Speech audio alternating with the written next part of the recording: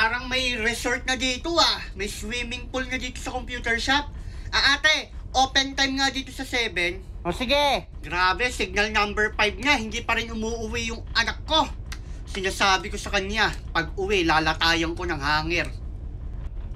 Headshot. Ang daya nito, paano mo ko nakita doon, ha? Siyempre, magaling ako. Nangungumsat ka lang eh, napakadaya nito. Pektos ang kita din. O Yose, hinahanap ka na ng nanay mo. Si mama? O pre, lagot ka. Lo, hinahanap na ko ni mama. O sige, uwi na ako. Aba, ayan niya yung anak kong scholar. Scholar ng computer shop. Yari ako nito kay mama. Kung kailan bumabagyo, doon ako naglalaro ng computer shop. Dito na ako sa bahay. Ma? Ama? Ma? Ma? O ano? Nagulat ka. Saan ka galing? Sabihin mo sa akin Sa ngayon. kaklase ko ma, gumawa kami thesis. Ano? Thesis? Bumabaha na? Signal number 5 na? Nagtitesis? Hindi ako naniniwala sa'yo ha. Nasa computer shop ka. Huwag mo ko subukan.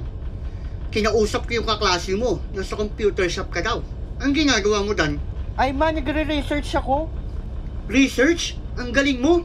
Pero sabi ng kaklase mo ha, nagko-crossfire kayo.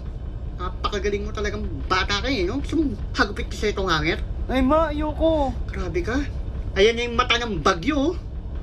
Suspended ang klase. Pero sa computer shop may pasok ka. Isauli mo sa akin yung baon mo, ha? Bigay mo sa akin ngayon. Unbelievable. Grabe. Hanggang bewang niya yung baha, computer ka pa din. Grabe, isa kang malupit. Susumbong kita sa tatay mo para tanggalin yung allowance mo. Ay ma, wag.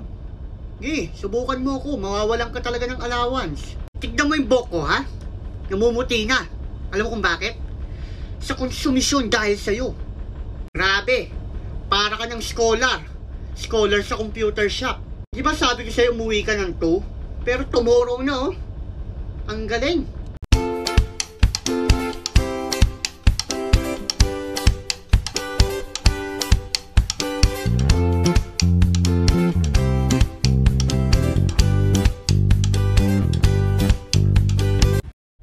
Grabe, ang lakas ng ulan.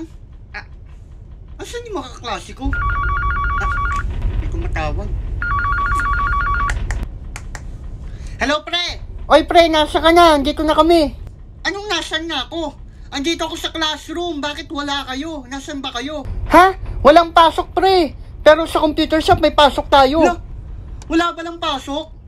O sige pre, punta na ako dyan sa computer shop. O sige pre, naka-reserve ka na. Sige pre. Ate, baha na yung computer shop nyo. Yung upuan nyo lumulutang na. Isang oras na sa PC5. Aba, kung makareklamo ka, maglalaro ka din pala. Gusto mong ikaw palutangin ko dyan? Hindi wow. Aba, tumatakas na naman tong anak ko ah.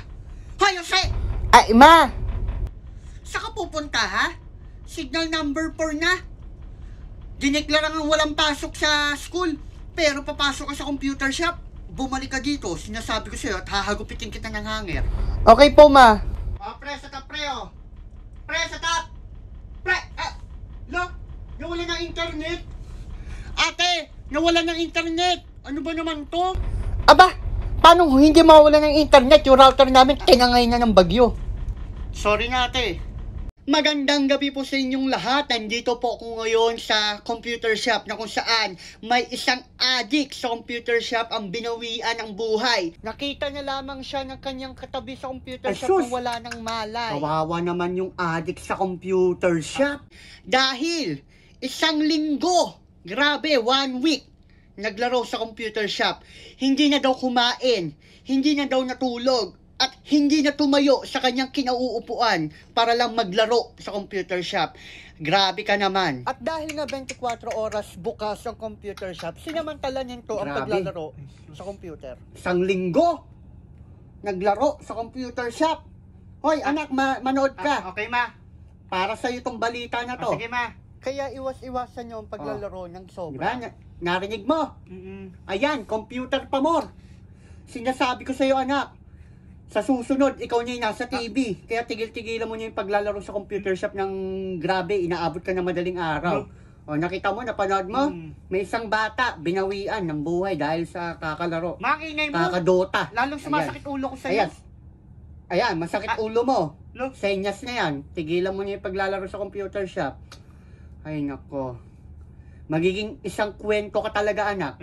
Di wow mo.